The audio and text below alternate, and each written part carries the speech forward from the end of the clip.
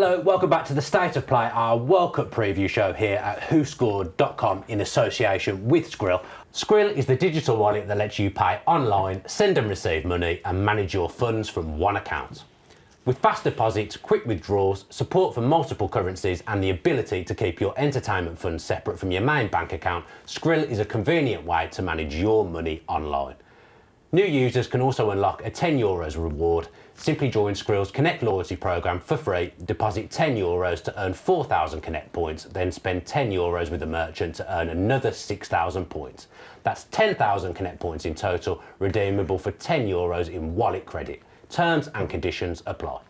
The offer is available in the US, UK, Spain, Germany, France, Italy and Poland. I'm your host, Dan Bardell, joined today by European or world football expert Kevin Hatchard, and a man who I very much admired as a player and I admire now as a pundit. Player-wise, I wasn't so keen between 2003 and 2007, but fantastic career. Delighted to be joined by Matthew Upson. How are you? Very well. I'm like the way that you introed me there, because I know you didn't like me too much as a player, playing for the other side. I liked you when you played for England, but when you were wearing that blue shirt, yeah. I wasn't mad, obviously, when you turned up at Villa Park. But I have put on a shirt from a game that you scored in, which I didn't realise when I travelled in this morning. Yeah, but that has got Agbonlahor on the back. It has got Agbonlahor on the back. Kind of cancels that out. You loved the goal against Germany. I did. My only two. Yeah, that's incredible. Didn't mind scoring against Germany. Do you get a feeling like when you play against a team that obviously you've already scored against? Even as a defender, did you think in that World Cup game, I fancy scoring again? No.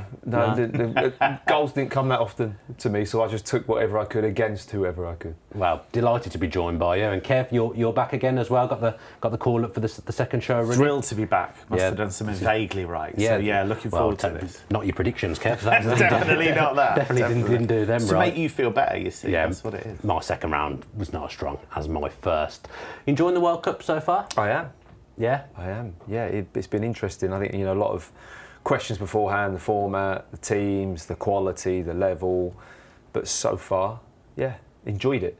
Yeah, one of the biggest things so far, I mean, this doesn't always happen in the World Cup, is that the big name players, the goal scorers, like everyone's alive, like everyone's sniffing goals from everywhere. They are.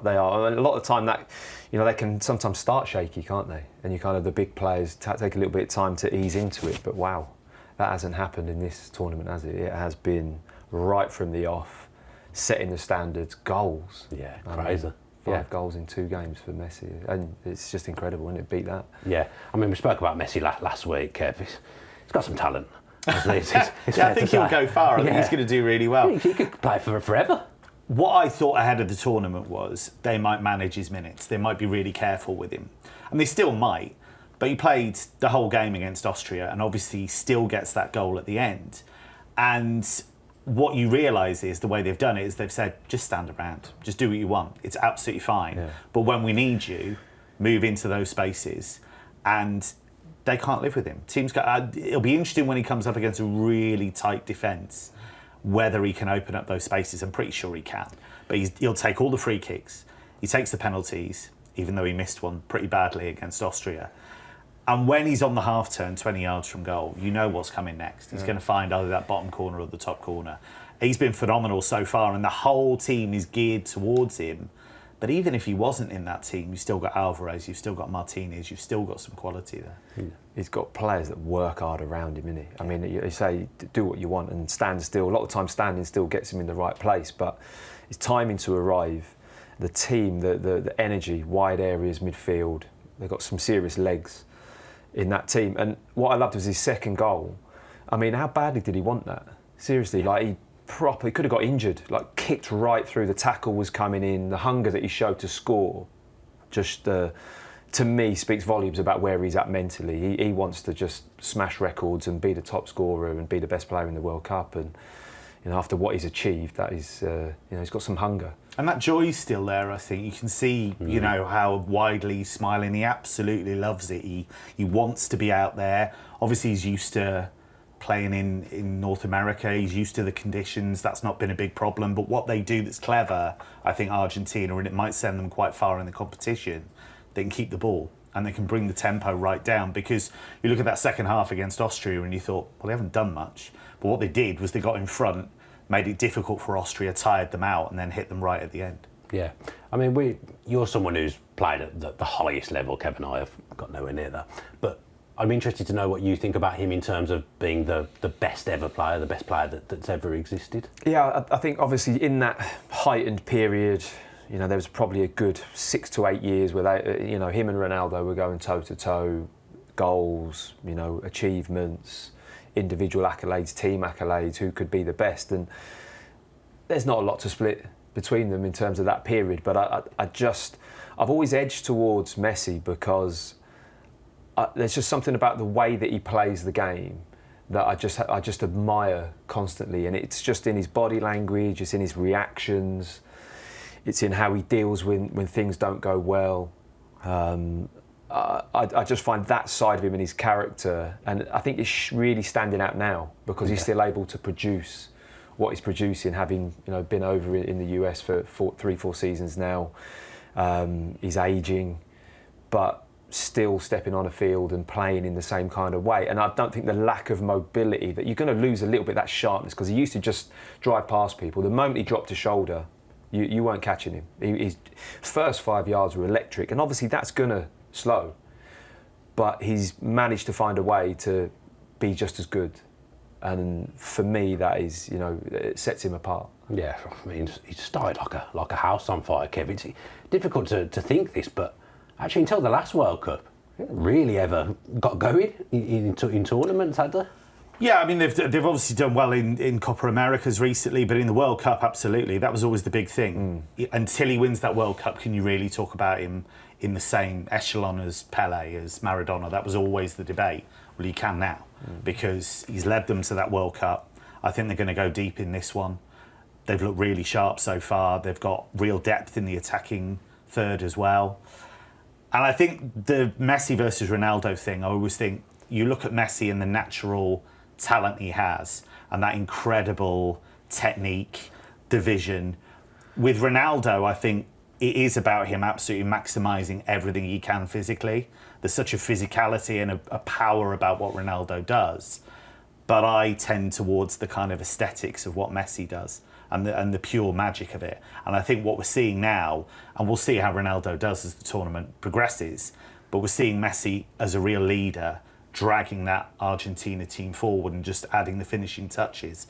Whereas the debate around Portugal, which we might talk about a bit more later, is about, is he actually holding this team back? Is he actually dragging them down? With Messi, it's the opposite. He's that stardust on what is a really, really solid base. I'm not trying to make this the Messi show, but I've made a great start to doing that. But Kev mentions, like, interested to see him coming up against like low blocks, how he deals with that. I'm actually really interested to see, as the tournament goes on, him against the top level opposition. How do you think he'll fare in those kind of games? I think you know, he's not going to have as many goal scoring opportunities as what we've seen. You know, that's just how the tournament goes. We're seeing so much action in games at the moment, aren't we? You know, if you look at condensed highlights packages of some matches, you're like, it's chance after chance after chance, because it's in that kind of stage. As we get further on, those highlights packages get smaller, because tactically, physically, decision making, there's less opportunity in the box. So it will get harder, but he's so intelligent. So he's not relying on that bit of pace to beat a player or to drop a shoulder and go past a defender. He's getting more joy with that at the moment, but he's capable of luring people out of position. And I think that's when the rest of the team starts to kick in a bit more. It's been so much about these star players at the moment, hasn't it? Even with England, like Kane, we're talking about Harry Kane as if, like, if he's not playing, we're in trouble, because he's shown already in the first game that he scores. So it's hugely important. But as we get deeper, I think the other players start to come in. The best players bring those players in more. Yeah. And that's when the team becomes stronger. But also just being on the pitch makes a difference, as Matt alluded to there. It's similar with Haaland in the way that he plays for Norway, and even for Manchester City. People will say, well, he's only had 8 touches. Like, he hasn't been involved. He's involved just by being there, because you can't ignore him I mean, you know, Matt, as a defender, if you've got a guy like that, that affects the way you think, it affects the way you move, it affects the way the unit moves. And so Messi might have a peripheral game against the big team. He'll still bang in a free kick from 25 yards, or do what he did in the build-up to the second goal, which was brilliant pass to Alvarez. I mean, most players couldn't do that, but he just guns it into him. Alvarez makes a bit of a mess of it, but it leads to a goal anyway. But he's got that ability to, even if he is on the edge of the game, can still really affect it. Yeah, Mbappe's not messing around either. No, Not he at all. looks razor sharp. And Real Madrid fans towards the end of the season, because he had that little break, just making sure he was fully fit, went off to Sardinia with his girlfriend, as you do. And then you get to the end of the season and Real Madrid fans are raging because they think he's been saving himself for the World Cup. I think he made the right decision. He looks really, really sharp. Is there anything did you say that France are the team that you Yeah, I fancied France ahead of it. I still think Dembele scoring, I think, was important. I know it's only Iraq, but I think he needs to feel involved. He needs to be part of that unit. Olise looks really, really good. Like the pass for Mbappe in the first game, absolutely outstanding. So he looks great. Mbappe's movement, Mbappe's goal scoring. Dembele's the one, because he can really affect that team, I think, in a positive way. But his record for France is not good. And that's been a big point of debate for a long time. Why don't we see the PSG Dembele for France? That's more difficult when you're not that focal point. And Luis Enrique builds the attack around him to a certain extent. But he's got a role to play, I think. I still think they look very sharp. Spain looked like Spain again in the last game as well, didn't they? Yeah, lots of good ball players, people arriving in the box. I struggle to look past France like you. I think they're setting the standard for me at the moment. But Spain, you can never write Spain off. I think they're just a fantastic footballing nation that have the belief to go and win it. And I think that's important. When you've done it before, and when you're a team that have been so dominant through recent eras of European and world football, you've got like an aura about you as well. Spain have that. So whether or not we think this is the best Spain team, which probably a lot of people say it might not be if you start to isolate the players and look at it in that way, but they're still more than capable. And I think, again, they'll be one that build into it. Yeah, and get better and better. I think, obviously, look, the first game wasn't great, but I think they had 27 shots. Yeah. Like, that can happen in football. Obviously, in front of goal, they look more like themselves, but I felt like the blend of the team, the starting 11, was a little bit better. Obviously, Yamal has come in, which will always make a huge difference. But do you think Spain, you've just said France are your favourites, but do you think Spain have got the right blend in terms of they can hurt you in different ways? Possibly. I think Olmo playing is interesting. I love how the way he gets forward, he drives, he arrives in the box, he's a massive goal threat from midfield. Obviously, Rodri will sit and orchestrate. I think they've got really good options, but I just find that with Spain it can sometimes be very possession based, and just find that it could be a much more direct physical World Cup from what I've seen. Being on the front foot, getting high up the pitch, press. It feels like that's going to be the mode of this World Cup possibly. And for Spain, while they're so good at high pressing as a group, I think they like to build and have possession, and maybe it isn't, the 0-0 to begin with, not to score, and I think that, their start to the tournament probably wasn't quite as aggressive and on the front foot as maybe they'd like it, and we'll have to wait and see if they adapt or change. Role of those wingers is going to be really important because it was the key to the Euros. Yeah. That was their energy differential, with and wasn't it? without the ball. Yeah, because you had Nico Williams and you had Lamine Yamal, and you'd seen these Spain teams under Luis Enrique and other coaches who passed but couldn't get through, and they were the difference makers. Lamine looked really sharp against Saudi. First minute, he's taking 3 people on, he's dragging people out the way. So he looks sharp. It wasn't that serious an injury at the end of the season in the end, so that's really important for them. Nico Williams is still finding his way back to full fitness. But De La Fuente, the coach, was quite bullish afterwards, after that Saudi game. He said, look, why would you doubt a team that's unbeaten in 30-odd games, that's won the Euros? Why would you doubt this team? Yeah. We know what we're capable of. I still think defensively there are issues. I still think Rodri is not the player he was before that really serious knee injury. So I still think there are some question marks there, but I mean, they are one of the top teams, there's no doubt about it. Just going back to France really quickly, I think centre-back's huge for them, because if they can get Upamecano and Saliba gelling in a really good partnership, that can make such a difference, because it just allows the guys in front of them to be a bit more secure in what they're doing, knowing they can leave a few gaps behind them. Nice to give a bit of centre-back love, isn't it? Yeah. We're all talking attacking talent, but I agree. Saliba, and Upamecano, I mean, physically, they're just fantastic. Yeah, no one's getting behind there, right? No, they're tough. Well, Upamecano as well has had to really improve, and I think he himself recognised there were areas of his game that could be refined. Working with Kompany at Bayern has been brilliant for him because he sat him down and he said, right, I love this, this is what we can fix. And they rely upon him so much because that recovery pace, that willingness to step out and win the ball, being in possession, really, really important attributes. He's got all of them. He could be one of the top centre-backs at the tournament. It's just about keeping those mistakes to a minimum. Yeah, Germany look quite ominous. Obviously, I'm going to come up against you, so maybe be a bit more savvier defensively, but they look ominous, not particularly playing at their top level, but they always get things done. Oh, yeah, I mean, again, another team with a knack, with an understanding of what it takes. I know we referred to this with a couple of teams now, and you don't always start the tournament on fire looking like the best team. You know, that's sometimes not the case, and you go on and build and get better. But, you know, something that England lack is that feeling of what it's like to have won a major tournament. I know we've come really close and we've come on a lot, and you feel we're on the cusp of doing it. But it carries some weight when you get into a tournament.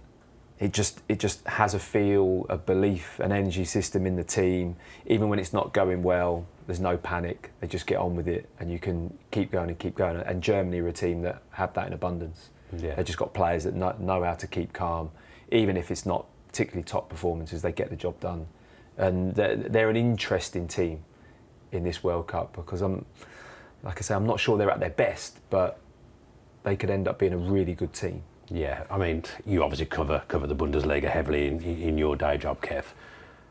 The starters and finishers thing in this World Cup feels like it might be important. We saw it with England the other day, bringing people on to kind of seal the game and make sure of it. Germany used their bench to devastate and affect. They did. I still think they're below that top level of teams. Would you have them in your top 5? No? No, I'm not sure I would, actually. The thing about them is, you're absolutely right. It was really smart, actually, because he brought on Nadim Amiri, who is a guy that people might not be fully aware of, but he's a guy that has been at Bayer Leverkusen, was part of that squad that won the double, but actually left halfway through the season because he's got real main character energy. He's like, I don't want to be a sub, I want to be the main guy. So he actually joined a team in Mainz that were battling relegation halfway through the season, and he saved them. He went there, put in loads of good set plays, loads of good crosses, and where he's smart is he recognised his space. And the whole thing about Germany, Ivory Coast was they're just knocking on that door through the centre all the time. And Ivory Coast were, you could do that, that's fine, because we'll just pack the middle. So Amiri recognises, OK, the space is out wide, and then crosses in for Undav. Dennis Undav's a brilliant story, because that's a guy that, when he was a kid, was released by Werder Bremen. That was the club that he always wanted to play for. They said he was too short. They said he was too fat. His words, not mine. And they released him, and he thought, this is it, I'm going to quit. And then he was persuaded otherwise, played in the 4th division, played in the 3rd division, worked his way up, went to Brighton for a bit, played in Belgium for a bit, and now you've got a guy on the world stage who, for me, is actually one of the best finishers at the tournament.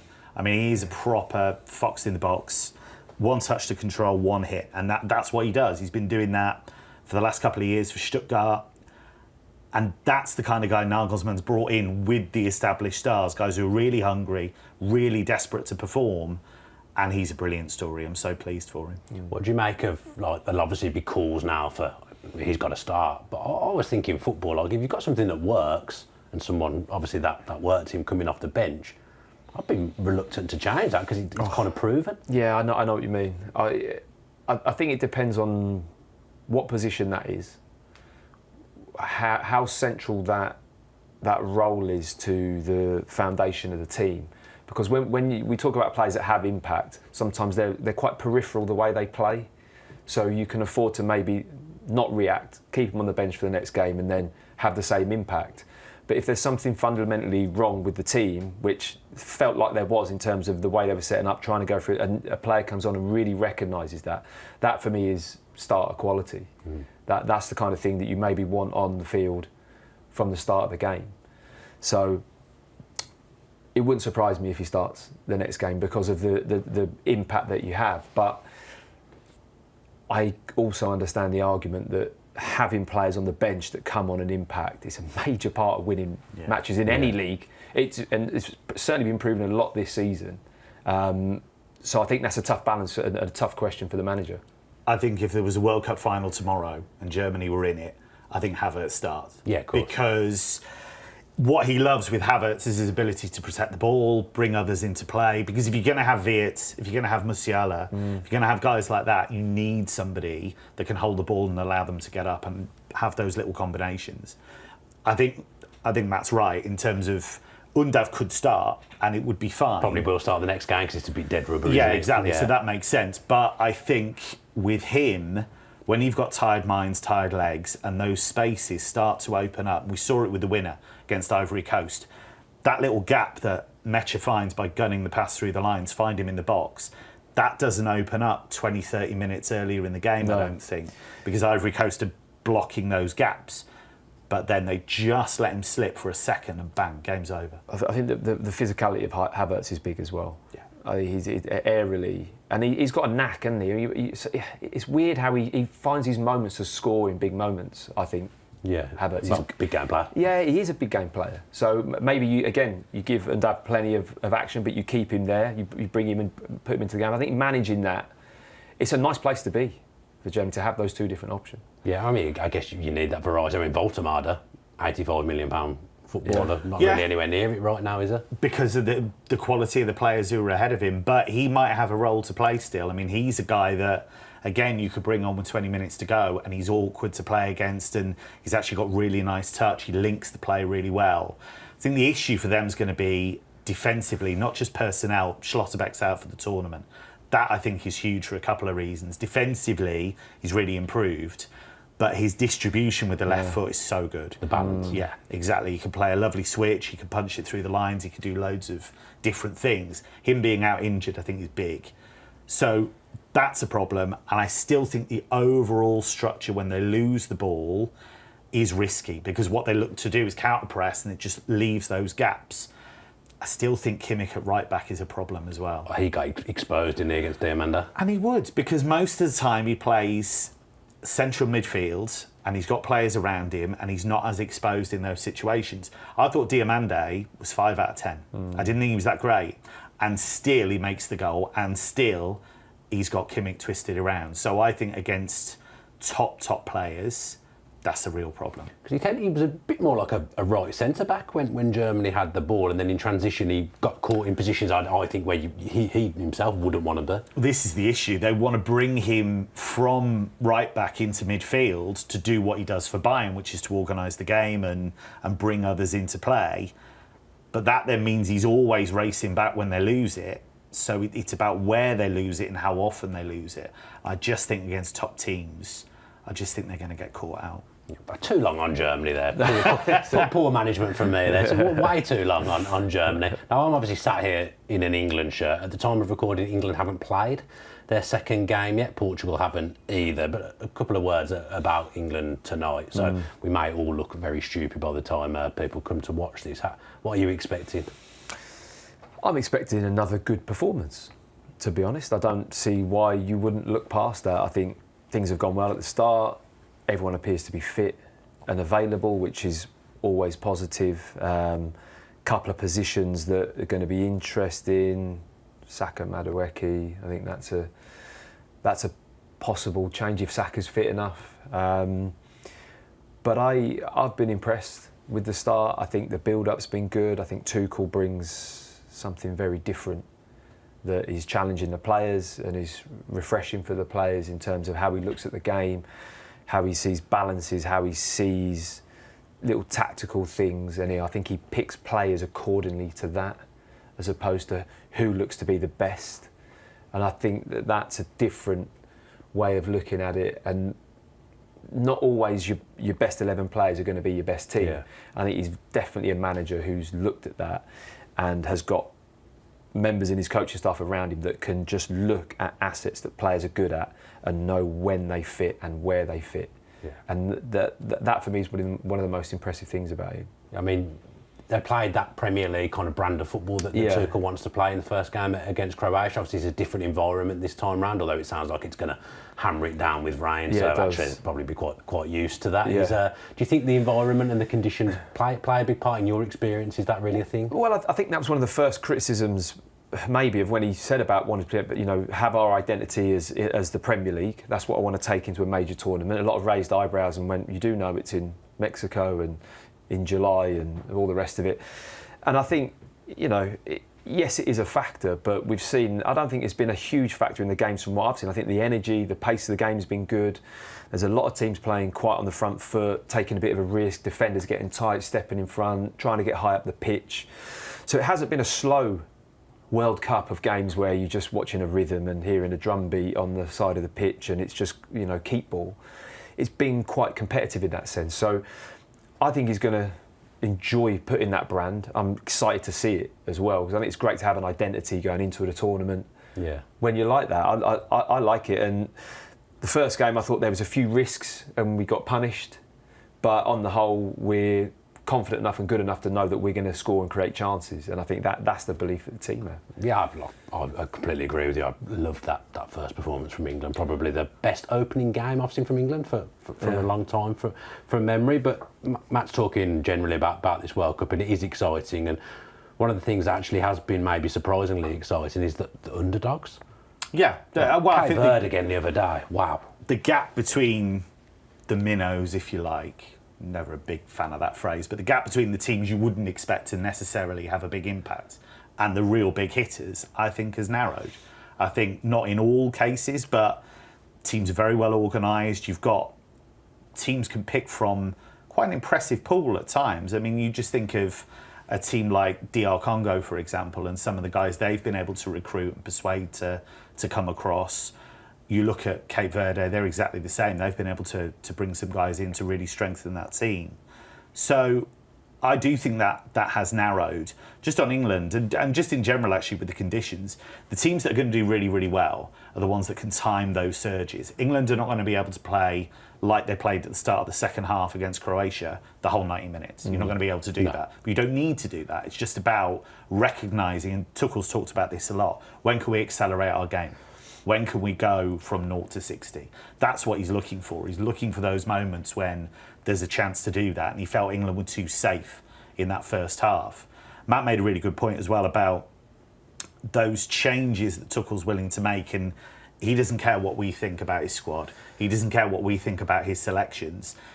Even when he was at Mainz in his first kind of real senior job as a coach, he would change 6 or 7 players from game to game. He'd win 4-0 one week. He'd make 7 changes to the starting 11. And people would say, well, what's this? Why haven't you picked the same team? And he'd go, well, I need this because I've looked at the opposition and what they do. And I've picked a team to nullify them and get the best out of the game. He will do that. He will make decisions that are head scratchers, but they will have a lot of reasoning behind them. I think some mind games coming from you in this show, Kev, because last week I started off by calling them Cape Verde, and then you came in and said Cape Verde, and I've done the opposite this week, and you've done the opposite. To be honest, there's about 3 different ways I've heard. Yeah, exactly. Playing Jose Mourinho over here, playing mind games with me. I mean, it's time now for Controversy Corner. So Matthew, we're going to come to you for this one. Kev just says Tuchel doesn't care what we think, so maybe there's no point discussing it. But as a former centre-back, that's played in a World Cup, which partnership do you think offers the balance for England? Because it didn't look quite right against Croatia. Yeah, I think it's hard when you don't have a nailed down part, because a partnership's something you build, right? It's not something that just happens. It's, I like these 2 players, this asset and that asset, they've got different qualities. Let's play them together for a few games and see what happens. That hasn't really happened. There's been a short build-up for the manager, has had a massive amount of games, has had to leave a load of players out for 2 quite important matches prior to the friendlies for the tournament, for rest and for recuperation. So everyone was expecting something, and then we saw something completely different in the opening game, which was a bit weird, wasn't it? And it was a real kind of eyebrow raiser. It was like, oh, all of a sudden Guehi's not starting. And probably most people would have picked him as their number 1, Guehi with another, as the partnership, wouldn't they? I don't think many people wouldn't have said that. So again, I think I go back to what the manager sees, what he wants from his team, all the little pieces that are around it. I think there's a lot of depth into that decision that isn't just about who maybe is the best centre-back out of those three, who are the best two out of those three. So I think it goes down again to how he wants the team to play, what traits he wants. And clearly he wanted traits and things that Stones and Konsa provided ahead of Mark Guehi. And I think it's unemotional. I think it's difficult sometimes for the players to accept. But it feels to me like the players are really on board with what he's doing. And I think someone like Mark Guehi, who I think is just a fantastic character. I think his mentality, his personality, he will take all those things in his stride. And if he's got to play again, play tonight, he'll just be back at it, belief, delivering good performances. I mean, he played a lot of games last season, and I think, you know, for instance, Madueke coming in for Saka. Saka again, towards the end of the season, suffering with the injury, looked quite tired, had played a massive, over 4 seasons, the number of games that he started. Yeah, it's frightening. Madueke much fresher. So maybe that's something that is going to have an impact in that game. Again, with Stones, you'd say there's no way Stones is going to start in the first World Cup with the amount of games he started this season. But he's got the experience, he's got the know-how, he's physically fit enough, judging from that. For me, I agree with you, it's just about when you get into those games and it's really intense, it's all about that shift of change of direction, those 1v1s, those decisions. Again, he's in a better position there for me because I think he's sharper, he's more physical, he's a bit quicker, covers the ground better. And that for me is where it's going to get really tested. But then again, we might see a change from the manager. And it seems weird to be playing about with centre-back partnerships, doesn't it? Is that a good thing? I'm not a fan. I think you look at the best teams, they're nailed down, aren't they? Yeah. Saliba, Upamecano, we just spoke about. Core. Nothing's breaking that. That's not even if they're fit, they're playing. And I like that. My preference would be that. But I don't think England have built that or have had the time to put that together since Thomas Tuchel's been manager. You mentioned like Stones' lack of club football this season. I'm just interested to know from you, someone who played on the left side because you were left-footed. Like, he's not played much football, and then suddenly he's coming in on his wrong side. Like, he's usually known for being a right centre-back. Is that a difficult thing? Would you have struggled if you were asked to play right centre-back? I think it is difficult. I think it narrows your natural options of what you want. Are you going to let it roll across you and ping a diagonal out to Madueke with your left foot? Probably not. So you're changing your passing channels and your passing lines. And again, that might be something that the coach wants. He doesn't want. He thinks we'll have this. I'd rather have Stones' pass breaking the lines through the front or playing it out wide. What I think about him is he's very gracious and elegant with the ball. I think his footwork, his rhythm and his timing, the way that John Stones plays is very fluid and very confident and clever with the ball and calm. You know, such a calming influence. So there's real positives, but you're right, he's not going to get it out on his left foot and ping that diagonal across the pitch. But yeah, so it was a real eyebrow raiser for a lot of people, I think. Yeah, is it going to be a case of kind of learning as we go here? Like, it may well be a different partnership tonight, and then something different will probably happen again against Panama, and then once we've played these 3 games, Tuchel will have a better idea of what's going to be suitable for the knockouts. Yeah, I think there's an element of that, and it will be down to the minutiae. It'll be down to things like, you know, passing angles and things like that, and kind of build up and elements of that. But I think as well, he probably wanted a game in John Stones' legs as well, just to kind of, because you know, he's out of rhythm, he hasn't played a lot at all for City. Just him being in the squad was an eyebrow raiser, wasn't it? A lot of people He's not capable of playing those back-to-back games, is he? Surely after that, to play a full tournament for Stones would be... Yeah, so they'll have to manage him really, really carefully. But I think he's definitely in England's best 11. I don't think there's a doubt about that. I mean, you look at the level that he's played at when he's been fit. You listen to the way Pep Guardiola speaks about him, and you know, he knows a centre-back because they get his team started. You know, that ability bringing the ball out from the back is so important to Guardiola teams. So, yeah, I think they've got to be really careful with him. But, yeah, he would absolutely, for me, again, if a World Cup final was tomorrow and he's fit, he absolutely has to start. Were you more surprised that it wasn't maybe then Guehi and Stones? Yes. Yeah, I was. That did surprise me a lot because Guehi, I think, you know, as to make that move to City and look so comfortable so early, and sometimes Guardiola's a little bit cagey with new players. He takes a while and doesn't fully put them in the 11 straight away. As soon as he arrived, he was in. And that's the mark of the player that he is, I think. Well, I was enjoying that conversation, but unfortunately we took too long talking about Germany, so we're going to have to move on to the score prediction. So as I mentioned earlier, I think my first round predictions were exceptional. Second round, not so good. Kev, I hope you've gone away and done your homework, because I don't think, did you get? I think I did you too got much homework. Did you get one correct? Yeah, I did get one correct score. I did too much homework. I overthought it. That's the problem. That's the issue. I haven't got that issue. Zero homework. Any history in the predictions I'm going with my gut. Yeah, okay. That's what I do as well. No history in the predictions game either. My advice would be, if you haven't come prepared, Kev might go first on a few of these. Just steer away from what Kev, exactly. What Kev's Do the opposite of what I say. Yeah. Right, so let's start with Group A, and we'll let Kev go first as well. Czech Republic against Mexico. I've said all the way through, I think Czechia are really bad, so I'm going to say they're going to lose 2-1, so Mexico will make it 100% record. Okay, I'm going to go with 1-1 for this one. Matt? I'm going to go 1-1 as well, because I don't think Mexico are going to be at full tilt. No, that's these third round games. They're hard to predict. You've got to factor it in. I need that third place league table in front of me with about 100 teams on it. South Africa v South Korea. I'll let you go first this time. That's quite a tough call. That would be a go with your gut, and I'm going to go South Korea 2-1. Okay, I was going to go South Korea 2-0, so I'll stick with that. I've got South Korea 2-0 as well. I should be gutted about that. I'm devastated. Group B, we've got Bosnia against Qatar, so I'll go first this time. 2-0 to Bosnia. I've been really disappointed with Bosnia so far, but I still think they've got something, so they'll win 3-0, and I think they could cause a problem in the knockouts if they get there. Okay, Matt? 2-1 Bosnia. 2-1 Bosnia, full house for Bosnia.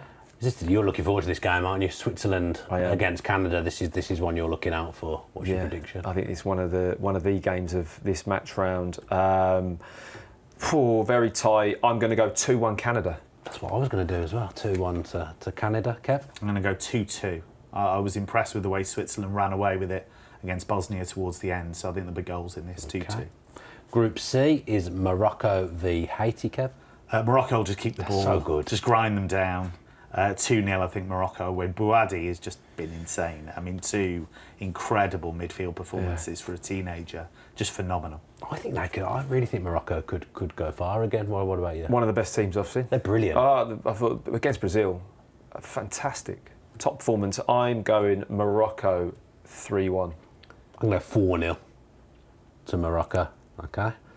Ooh, big one. Brazil v Scotland. I've already lost whose turn it is to go first. I'll come to you, Kev. Brazil v Scotland. We didn't really talk about Scotland, but they were really disappointing against Morocco. Obviously started... Could have had a penalty or two? Yeah, I think the McGinn one maybe. That's what they were not sure on having game. The other one, but I think the McGinn one maybe. But I just thought they were so poor in the first half. In performance-wise? Or I thought second... The result wasn't disastrous, was it? The result wasn't disastrous, but second half they woke up. Right, but first half I thought they were so disappointing, so nervy, and I think they're going to really struggle here. I think Brazil will win 3-0. 3-0. Something in my head's going a draw for some I feel reason. the same. Weirdly, I don't know why. Whether we're going to see just an absolute barnstorming performance from Scotland. I'm going 2-2. 2-2. Brazil have got to go for it. Remember, to try and win the group. I'm going to go 2-1 to Brazil. So we could be closer. Scotland have probably done the 3 points. Has probably seen that's enough. Is it? I don't know. It might be really, really tight for them, and I think the whole key to their progress, and they might progress. It might be fine. But they needed to do better against Haiti, and 1-0 grimly hanging on towards the end was not it. They could do without getting battered by Brazil as well. Yeah. Can't believe I've gone draw with Scotland. But I was tempted, but then I don't know. I don't know. There's something there. There's something that Scotland might just pop up there and deliver. I'm not sure Brazil are the one. Yeah. Okay. I'm really not. Okay. Group D, Paraguay against Australia. I'm going to go for 2-0 to Paraguay. Yeah, same. 2-0 Paraguay. Yeah, I'll go 1-0 Paraguay, actually. Okay, and the dark horses, but not anymore, Turkey against USA. USA been hugely impressive. Poch a good manager, isn't he? Very good. Again, 6 points, so the host though. I'm still going to go USA, and I'm going to go 2-1. 2-1, Kev? Turkey have just totally imploded. They've been terrible. I think USA will win 2-1. I think Turkey are desperate to get home. Yeah, I'm going to go 3-0 to USA. Oh, yeah. I think they'll rotate a little bit, obviously, as you would, because they're already through, but I think they'll just run riot. Turkey. Like Turkey and Belgium, the two, you never rely on Turkey and Belgium in a tournament generally. Well, Turkey did well at the Euros, Yeah. but have just completely collapsed. And I think that the problem is loads of shots, but no real clarity about what they've done, no real kind of cohesion in that final third. You've got Bardakcia, the centre-back, just hammering in shots from anywhere, and it's like, what is this? It's like no kind of Not a lot of calm structure at all. Yeah, exactly. No. And that surprises me actually, because I think in general, even though he's getting a lot of hammer now, I think Montella's done a good job with them, but they've completely fallen apart. Group E, Curacao v Ivory Coast. I think Ivory Coast will win 4-0. I think it's a good matchup for them. I think some of the pace and the quality they've got, Curacao will try and dig in, but I think there'll be gaps that open up. Okay, I'll go 3-0. I'm going 3-1 Ivory Coast. 3-1 Ivory Coast. Goal for Curacao. And then Ecuador against Germany, Kev. Mega disappointed with Ecuador against Curacao, but defensively they're brilliant. Going forward, not so good. But I think they'll show up here. I think it'll be 1-1. A lot of changes That's for what I was Germany. gonna do. I think it'll be 1-1. I'll stick with 1-1 as well. I'm going 0-0. 0-0. Yeah. Not if Undav has anything to do with it. Group F, then Japan v Sweden. It's another cracking game. I think that this game and the Swiss-Canada, for me, two really good matches to take in. Love Japan so far. And Sweden have played well, but just key moments. They've got goals in that team. They have, but there's moments in the game where they've just not dealt with things. So they're going to be tested. I'm going to go 2-1 Japan. I'm going to go 3-2 to Japan. I'm going to go 2-2. I think it'll be Wild West. I think it'll be a shootout again. Okay. I mean, we didn't talk about the Netherlands at all, but obviously it was a great first half display. Too much time on Germany. I know. I don't know what's happened there. Tunisia v Netherlands. I'm going to go Netherlands 2-0. Netherlands 2-0. 2-1 Netherlands. 3-1 Netherlands. 3-1 Netherlands. Yeah. Nice spread there. Group G, Kev, Egypt v Iran. I think this would be really tight. Iran are quite difficult to break down. The goalkeeper's been absolutely incredible, Beranvand. One of the saves he made against Belgium was ridiculous. Obscure goalkeepers are having a good tournament. Oh, yes, absolutely. I think 1-1. I think that's going to be mega tight, and Iran will draw all 3 games. That's what I was going to say as well. Looks like I'm just copying. 1-1. I'm going Egypt. Egypt 2-1. 2-1. Mo Salah on the score sheet? Possibly. Yep. I mean, New Zealand, Belgium, Kev. What's wrong with Belgium? Every tournament. It's all ifs, buts and maybes in the final third. They just look slightly off it. It's weird. It's not like they're not creating any chances. There are moments in games and they're just not taking advantage. Obviously, they had a man sent off in the second game. Yeah. Gave up some chances, but they got the world's best goalkeeper, so that's kept them in games. Yeah. But the problem is Lukaku's barely played, and he's their best striker. So he's coming off a season where he's barely played at all. De Bruyne missed a massive chunk. Everybody's saying, De Bruyne's finished, his legs have gone. He had a massive chunk of the season out with a hamstring injury. So he's still finding his way back to full fitness. They're not going to get anywhere near winning it, but I don't think they've quite been as dreadful as people have made out. Having said that, I've been really impressed by New Zealand, actually, and the attacking play they've produced. But I think Belgium will edge it 2-1. I think it'll be nervy, but Belgium will get there. Okay. You the first one now? I've completely lost track. Over to you. I'm going to go... I've not been that impressed with either, to be honest, from what I've seen. The 2 teams that haven't really delivered much for me. I'm going to go Belgium, though, and I think that all those chances, I think they're going to have a game where things land. So 3-1 to Belgium. Okay, I'm going to go Cajun. I'm going to go for a 1-0 to Belgium. I think Yeah, they'll win, but I think they'll make hard work of it because that's just what Belgium do. I think New Zealanders are quite fun, though. I mean, they're the lowest ranked team in the tournament. They've had moments. And Chris Woods played well, Elijah Just played well. They've been a lot more attack-minded than I expected them to be. Yeah, that has been the good thing about this tournament so far with the lower nations. Group H, Cape Verde or Verde, depending on how Kev feels, against Saudi Arabia.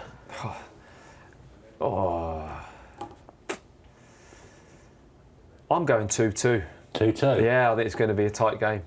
2-2, Yeah. Kev? I'm going to go Cape Verde to win 2-1. I'm going to go Cape Verde to win 3-1. Okay. Yeah. That's so much fun.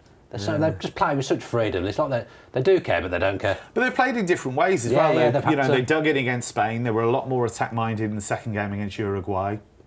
Very Organised. impressive. Very well coached. No, I think the organisation's been superb. Yeah, I think spot one on. of the things about having the more teams, we get to see teams with the kind of low block, and they've executed that really well. There's some great coaching in this World Cup. I think that's what we've seen. We've seen guys that, aren't on many people's radar, but they've had a lot of experience with different nations, different club teams. And we're really seeing that come to the fore. And with Cape Verde, they've been together for like 6 years. They've really worked on this, and they look like a proper unit. Just to mention, these are our quick fire. they're not too quick fire right now. Group H, Uruguay v Spain. Good game. Spain 2-1. Spain 2-1. I'm going to go 2-0 Spain. Uruguay, one of the biggest disappointments. Spain Yeah. to win 2-0. They're really poor, Uruguay. Okay, Group I, Norway against France, Haaland v Mbappe. Be a belter this. France will win it 2-1. I'm going to go 2-2. I'm going 2-0 France. 2-0 to France. Senegal v Iraq. Senegal 3-1. I'm going to go Senegal 4-0. I'm going to go Senegal 2-0. Okay. More nervy than it should be. Oh, how many games we got? Honestly, my mouth starts to hurt by the time we're only on Group J, so we're not all the way through yet. Group J, Algeria v Austria. Two interesting teams. I think Austria win 2-1. I was going to say 1-1. I'm 1-0 to Austria. 1-0 They're, to Austria. they're defensively good. They strangle teams, Austria. Good press. Okay. Jordan v Argentina. Argentina 2-0. 2-0. I'm going to go 2-0 as well. Yeah, Argentina pretty controlled. 3-0, I think. 3-0. Group K, Colombia v Portugal. Hard for us to predict these ones because they haven't played at the time of recording. Yeah, I think 1-1. I think 1-1. Colombia are competitive. I think they're a good side. I think they could hold Portugal 1-1. Matt? 2-1 Portugal. 2-1 to Portugal. I'm going to go 1-1. I think Portugal are disappointing. DR Congo v Uzbekistan. DR Congo 2-0. Yep, I'm going to copy it. 2-0. I'll go 1-0 DRC. And finally, Group L, Croatia v Ghana, Kev. Yeah, tricky one this because we're jumping a couple of games ahead, but I'll go Croatia. I still think there's enough talent there and experience in there to get results, so I think they'll edge out Ghana 2-1. I'll go 1-0 Croatia. I'm going to go 2-2. 2-2 draw. Yeah, 2-2 draw.